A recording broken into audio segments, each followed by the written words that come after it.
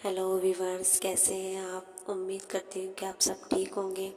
मैं आप लोगों के लिए लाई हूँ दूसरा नावल शहर दिल। इसके राइटर का नाम उम्मे मरियम है। मेरे चैनल को सब्सक्राइब करें और बेल आइकन बटन दबाना ना भूलें। शुरू अल्लाह के नाम से जो बहुत मेहरबान निहायत रहम करने वाला है। तमाम तर लाजवाल बेमिसाल तारीफ़ों के लायक है वो पाक ज़ात जो तमाम जहानों की खालिक व मालिक है। फूल ही फूल हैं ताहद नज़र आतिशी आसमानी गुलाबी कासनी जम्पई अरगवानी। कितने मुश्ताक हाथों ने कितनी यास्मी यास्मी उंगलियों ने इस तरह से सजाया सवारा इन्हें। और फिर अहले नज़र और तहसीन चश्म निगारा मिली। ये ना सोचा किसी ने कि शाख ने गुल से टूटकर हुस्न के इस सफ़र में किस तरह की अज़ियत उठाई। हम के जो लिखने वाले हैं नौ के कलम से फ़िक्र के फूल महका रहे हैं। अपनी सोचों की ताबंदगी से आर्ज़े वक्त चमका रहे हैं। एक वक्त ऐसा भी आ रहा है जबकि दीवान अपने अबनोस और मरमर के शल्फों में पत्थर की मानिंद सज जाएंगे। यास्मी यास्मी उंगलियां शेर के लमस से बेखबर इनकी तरतीब देंगे। कितनी नरगिसी नरगिसी आंखें हुस्न तरतीब की दाद देंगी। इस हकीकत से ना आशना हुस्न तख्लीक के इस सफ़र में हमने कैसी अज़ियत उठाई है रोज़े व शब। शहरे दिल हवा थमी थी ज़रूर लेकिन वो शाम जैसे सिसक रही थी कि जर्द पत्तों को अंधियों ने अजीब किस्सा सुना दिया था कि जिसको सुन के तमाम पत्ते सिसक रहे थे बिलक रहे थे जाने किस सहने के गम में। शजर जड़ों से उखड़ रहे थे।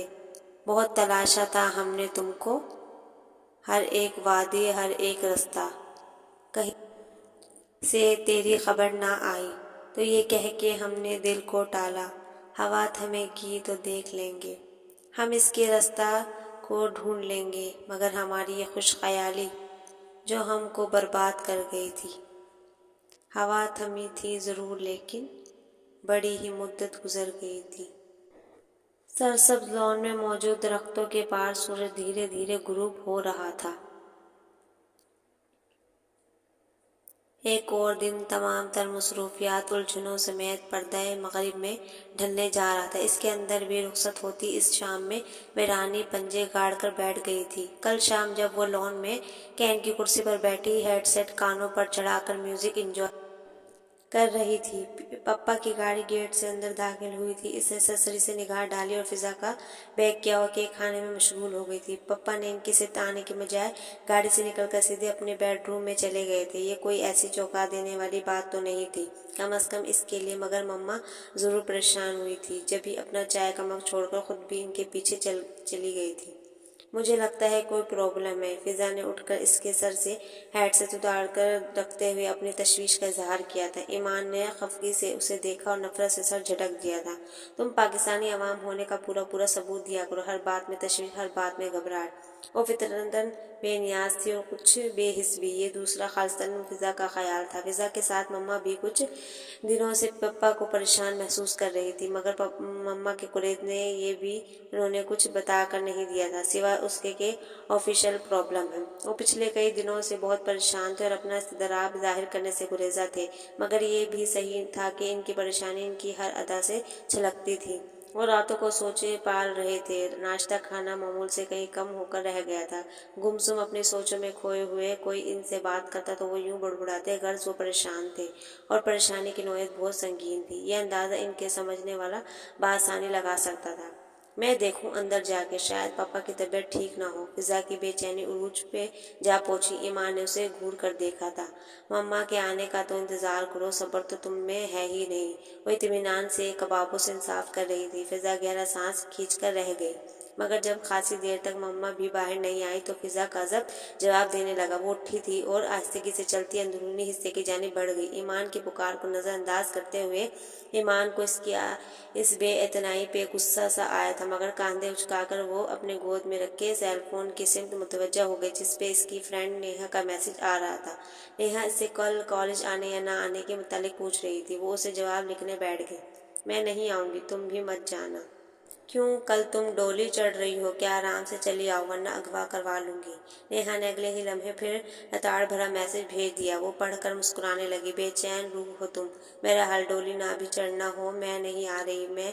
हमें एग्जाम्स की तैयारी के लिए कहा गया है, फिर कॉलेज जाके झक मारने की क्या जरूरत है? और घर पे म्यूजिक सुनकर, मूवीज देखकर, मर्दों से शर्त बांधकर सोकर तुम जितनी पढ़ाई कर रही हो मुझे सब पता है। नेहा ने उसे कॉल कर ली थी और अब बरस रही थी। वो जवाबन हंसने लगी। तुम्हें तो पता है थोड़ा बहुत पढ़कर भी टॉप कर लेती हूँ, तुम्हारी तरह कूड़ मगज नहीं हूँ। बको मत, मुझे अशर से मिलना है, बस तुम आ रही हो। नेहा के लहजे में धौंस भरी तड़ी थी। वो चलबला उठी। फिर तो हरगिज नहीं आऊंगी, सब जहर लगता है मुझे तुम्हारा वो माइकल जैक्सन। उसे सूखा सड़ा बांस सा अशर एक आंख नहीं भाता था, मगर नेहा इससे ज्यादा इसकी शायरी पर रीझ गई थी। अशर का दावा था वो आने वाले वक्तों में बहुत बड़ा शायर बनने वाला है। बकवास मत करो, खबरदार जो उसे कुछ कहा हो तो। नेहा हस्बे तवक्का भड़क उठी। वो जोर जोर से हंसने लगी। उसे चिढ़ाकर ईमान को हमेशा ही बहुत लुत्फ आता करता था। अगर तुम्हारी फजूल गोई ख़त्म हो गई हो तो मेरी भी सुन लो। फिजा तकरीबन पिछले 5 मिनट से इसके सामने खड़ी गोया इसकी तवज्जो की मुंतज़िर थी। वह आखिर तल्खी से बोली। ईमान ने एक निगाह गलत अंदाज से डाली और गुफ्तगू को समेटने की गर्ज से बोली थी, ओके नेहा, मैं चलूँगी तुम्हारे साथ कल कॉलेज। क्या याद करोगी किस सखी से पाला पड़ा है? अंदाज एहसान जतलाने वाला था। नेहा खी करने लगी। कोई ज़रूरत नहीं है कल कॉलेज जाने की। फिजा ने उसे सेल फोन टेबल पर रखते देखकर किसी कदर तलखे से कहा तो ईमान ने चौंक कर इसकी सूरत देखी, जहाँ खफगी के साथ तलखे पर परेशानी का अक्स भी बहुत वाज़ेह था। गुस्से किस बात पे आ रहा है? मम्मा ने डांट तो नहीं दिया? मैंने मना भी किया था। इंतहाई गैर माकूल हरकत की मरतकब हुई हो मियाँ बीवी के पर्सनल गुफ्तगू को सुनने की कोशिश में। वो इस गैर संजीदगी समेत मुस्कुराहट होठों पे दबाए शरारती अंदाज में कह रही थी।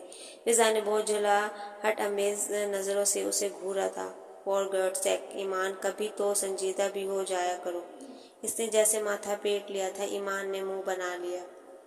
कौन सा पहाड़ टूट पड़ा है आखिर, कुछ बताओ भी। पहाड़ तो वाकई ही टूटा है। अब जो बीतेगी वो मुझ पर अकेली पे नहीं बीतेगी। मामा का मूड सख्त ऑफ है। तुम्हें सस्पेंस फैलाना मौकूफ करो और मुझे असल बात बताओ। ईमान ने अब की मर्तबा उसे टोक दिया था। फिजा ने एक मलूल किस्म की सांस भरी, फिर आहिस्तगी से बोलती थी,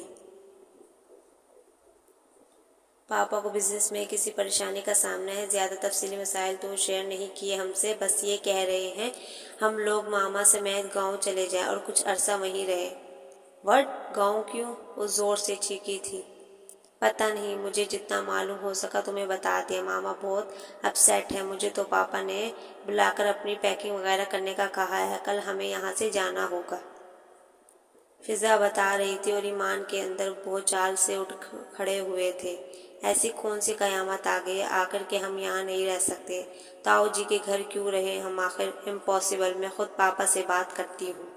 वो तनफन करती उठ गई थी, मगर पापा से बात करने का भी कोई फ़ायदा नहीं हुआ था। वो सूरत से ही इतने परेशान लग रहे थे कि वो कुछ और उलझ गई थी। मुख्तलिफ सवाल पूछ डाले जिनके आधे अधूरे गैर मुतमईन जवाब मिले थे। वो जहनी खलजान का शिकार होने लगी। आप जानते हैं पापा, मेरे लिए वहाँ रहना किस कदर दुश्वार होगा। वो उदास सी होने लगी थी। आई नो बेटा, मगर मैं कोशिश करूँगा हालात जल्दी संभाल सकूँ, फिर अब मैं आपको वापस बुला लूँगा। इन्होंने अपनी बेहद चहेती बेटी को एक ऐसी तसल्ली दी जिस पर इन्हें खुद भी यकीन नहीं था। मेरी स्टडी बहुत मुतासिर होगी, मैं वहाँ पढ़ नहीं पाऊँगी। ताऊ जी के घर का माहौल बहुत अनकंफर्टेबल है। इसके पास लातार जवाब थे। बेटा, अभी आप कॉलेज से फ्री हो, एग्ज़ाम के दिनों में आपको शहर बुलवा लूँगा। इन्होंने फिर उसे ढारस दी थी। अपने पापा की मजबूरी का ख्याल करो बेटा, पापा ऑलरेडी बहुत अपसेट है, प्लीज़। انہوں نے جتنی ہمت سے یہ بات کہی تھی پھر بھی وہ ان سے سخت خفا ہو گئی تھی۔ رات بھی اس نے کھانا نہیں کھایا تھا اور اب ناشتہ کرنے کو بھی نیچے اتر کر نہیں آئی، حالانکہ پاپا نے ملازمہ کو بھیجا تھا۔ مجھے بھوک نہیں ہے، اس نے نروٹے پن سے کہہ دیا تھا۔ اس کا خیال تھا پاپا ہمیشہ کی طرح اسے منانے آئیں گے، مگر ایسا نہیں ہوا۔ اس کی خفگی کچھ اور بڑھ گئی تھی۔ نازنین اور ارتضیٰ شاہ کی محبت کی شادی تھی۔ ارتضیٰ شاہ گاؤں کا سادہ مزاج سا لڑکا تھا، جیسے اپنی اس سادگی کی بنا پر اپنی بے پناہ وجاہت اور خوبصورتی تک کا بھی احساس نہیں تھا، مگر نازنین کو اس کی یہی خوبروئی بھا گئی تھی۔ ارتضیٰ کی سمت پہلا قدم اسی نے بڑھایا تھا اور پھر یہ فاصلے مٹتے چلے گئے تھے۔ دونوں کی تعلیم مکمل ہوئی تو محبت اس انتہا پہ جا پہنچی تھی جہاں جدائی کا تصور بہت جان لیوا ہوا کرتا ہے۔ نازنین کسی بھی قیمت پہ ارتضیٰ کو کھونا نہیں چاہتی تھی۔ اپنے والدین کی اکلوتی اولاد تھی، بہت زیادہ امیر نہیں تھے مگر کھاتے پیتے لوگ میں بے شمار ہوتے تھے۔ تم اپنے پیرنٹس کو بھیجو میرے گھر۔ نازنین کے اصرار پہ یہ ارتضیٰ نے جھجکتے ہوئے اماں پہ اپنی پسند ظاہر کی تھی، اور اماں جو اپنی بھانجی کے لیے سوچے بیٹھی تھی اتنا گھبرائی کہ رونے بیٹھ گئی۔ ایسے میں بھابو آگے بڑھی تھی ان کی مدد کو۔ بھابو جو اماں کی بھانجی اور ناہید کی بڑی بہن تھی۔ پریشان مت ہو اماں، اماں کو میں سمجھا لوں گی۔ ارتضیٰ پڑھ کر لکھ گیا ہے، اسے لڑکی بھی اس کے مطابق ہی سجے گی۔ یہ کیا بات ہوئی؟ میں نے تو ناہید اماں، ہمیں اپنے بچوں کی خوشی کا خیال رکھنا چاہیے۔ ناہید کے لیے بھی رب سونا کوئی بہتر فیصلہ ہی کرے گا۔ وہ معاملہ جو گمگیر ہو سکتا تھا، بھابو کی نرم طبیعت اور معاملہ فہمی کی بنا پر چٹکیوں میں حل ہو گیا۔ بہت شکریہ بھابو، میں آپ کا احسان کبھی نہیں بھولوں گا۔ ارتضیٰ واقعی بہت مشکور ہو گئے تھے۔ بھابو گود میں کھیلتے ولید کو کاندھے سے لگا کر ٹپکتے ہوئے ہنس پڑی۔ کملے، شکریہ تو غیروں کا ادا کیا جاتا ہے، ہم تو تیرے اپنے ہیں۔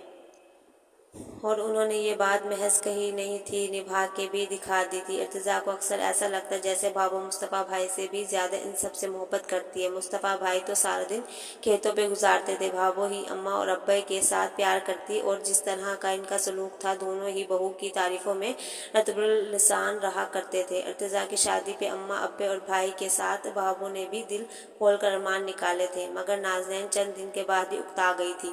ارتضیٰ سے واپس شہر جانے کا مطالبہ کر دیا تھا۔ چلیں گے بابا، ابھی کچھ دن تو یہاں رہو، سب کیا سوچیں گے؟ ارتضیٰ کے سمجھانے پہ وہ ہتے سے اکھڑنے لگی تھی۔ کیا سوچیں گے؟ سب کو پتہ ہے میں یہاں نہیں رہ سکتی، مگر کچھ دن بھی نہیں۔ دیکھو کتنے گرد ہیں یہاں، مجھے الرجی ہے گرد سے، اسکن دیکھو میری چند دنوں میں کیسی رف ہو گئی ہے۔ ارتضیٰ، میں تمہاری بھابو کی طرح گاؤں کی عورت نہیں ہوں جو 3 بچوں کے ساتھ جانوروں اور گھر کی بھی دیکھ بھال کر لیتی ہے۔ نازنین کے لہجے میں حقارت کے ساتھ ساتھ تضحیک بھی در آئی تھی۔ ارتضیٰ کو بھابو کے لیے اس کا یہ لہجہ پسند نہیں آیا تھا، اور شادی کے محض 5ویں روز ان کی پہلی لڑائی ہو گئی تھی، جس کے نتیجے میں اس وقت بیگ تیار کر کے نازنین جانے کو تیار ہو گئی تھی۔ یہ کیا کر رہی ہو نازو، پاگل ہو گئی ہو کیا؟ ارتضیٰ صورت حال کو بگڑتے دیکھ کر بوکھلا گئے تھے۔ تمہیں مجھ سے زیادہ اپنی بھاوج کا خیال ہے، رہو اس کے کھوٹے سے لگ کر، انہوں نے پھنکار کر کہا تھا۔ ارتضیٰ اس کی بلند آواز پہ بوکھلا گئے اور اٹھ کر کمرے کی باہر کھلی کھڑکی بند کی۔ آہستہ تو بولو، وہ اتنی اچھی ہیں، تمہیں پتہ ہے کہ انہی کی وجہ سے ہماری شادی۔ کیوں آہستہ بولو، میں تمہاری طرح نہ بزدل ہوں، نہ کسی سے ڈرتی ہوں۔ ان کا احسان ہوگا کوئی تو وہ تم پر ہوگا، سمجھے؟ میں بالکل لحاظ نہیں کروں گی، وہ پہلے سے زیادہ بلند آواز میں پھنکار کر بولی، جس سے یہ ہوا تھا کہ ابے کے ساتھ اماں اور بھابو نے بھی بہت کچھ سن لیا تھا، مگر کسی نے بھی ارتضیٰ سے کچھ نہ کہا۔ اماں نے بہت سبھاؤ سے بات کی تھی اور خوش دلی سے انہیں شہر میں جانے کی اجازت دے کر رخصت کر رہا تھا۔ ارتضیٰ کے دل پہ بوجھ تھا۔ شہر میں انہوں نے کاروبار شروع کیا تھا، پیسے کی ضرورت پیش آئی تھی کہ جس فیکٹری میں وہ مینیجر تھے، اس کے اونر کا اچانک انتقال ہو گیا تھا۔ اس کا بیٹا فیکٹری کو پونے بیچ کر خود انگلینڈ جانا چاہ رہا تھا۔ ارتضیٰ چاہتے تھے یہ فیکٹری وہی خرید لے۔ انہوں نے مصطفیٰ بھائی سے بات کی تو انہوں نے اپنے پاس جمع شدہ پیسے دے دیے، مگر وہ بہت کم تھے، بینک سے لون لے کر بھی پورے نہیں پڑ رہی تھی۔ تب مصطفیٰ بھائی نے زمینوں سے ان کا حصہ انہیں دے دیا تھا، جسے بیچ کر انہوں نے فیکٹری خرید لی تھی۔ پھر تو گزرتے دنوں کے ساتھ ان کے حالات بدلتے چلے گئے، اور اسی حساب سے نازنین کے نخرہ بھی۔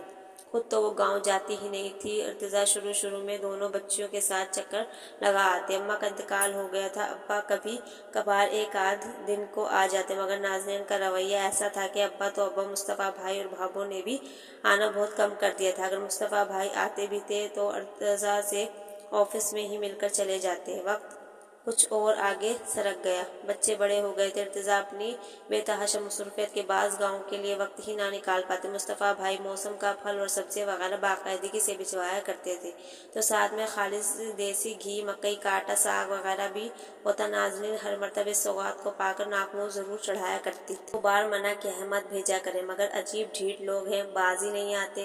ماما کسی کی محبت کو ایسے بے رخی و نخوت سے نہیں ٹھکراتے۔ مجھے تو یہ سب کچھ بہت اچھا لگتا ہے، فضا جی جان سے ساری چیزوں کو سنیت کر رکھتے ہوئے کہا کرتی، اور ماما کا موڈ سخت آف ہو جاتا۔ ان کی اس بیٹی کا مزاج اور عادتیں بالکل اپنے باپ جیسی تھی، جیسے تڑپ ان کے اندر تھی، اپنے رشتوں کی ویسی ہی قدر فضا کے دل میں تھی۔ تو اب کی بار تمہارے تعاون لے کر آئے تو کہہ دینا اتنا ہی دے کر جایا کرے جتنا تم دونوں باپ بیٹی کھا سکو۔ میں اور ایمی تو منہ بھی نہیں لگاتی ان فضول چیزوں کو، اور رونیت سے کہتی، اور فضا منہ ہی منہ میں استغفراللہ پڑھنے لگتی۔ اسے اکثر خوف آتا ماما کے غرور سے۔ آپ کو کیا پتہ یہ ساری چیزیں بھی کم پڑ جاتی ہیں، میری ساری فرینڈس کو ساگ، مکئی کی روٹی، مکھن، گھی اور گنے وغیرہ کتنے پسند ہیں، مانگ کر لیتی ہیں مجھ سے۔ میرا تو کئی بار جی چاہا کہ تاؤ جی سے اور زیادہ کی فرمائش کروں۔ شوخی سے آنکھیں نچا کر بولتی تو ماما سے گھورتی ہوئی اٹھ جاتی، اور اب جب کہ ارتضیٰ نے یہ مزدہ سنا تھا کہ انہیں وہاں جا کے رہنا ہے، تو انہیں لگ رہا تھا ان کی انا بری طرح سے مجروح ہوئی۔ ان کا ارتضیٰ سے بڑا زوردار جھگڑا ہوا تھا، مگر وہ اپنی ضد اور موقف سے نہیں ہٹے تھے۔ ہار انہیں ہی ماننا پڑی تھی، اور اس ہار نے انہیں بہت شکستہ کر ڈالا تھا۔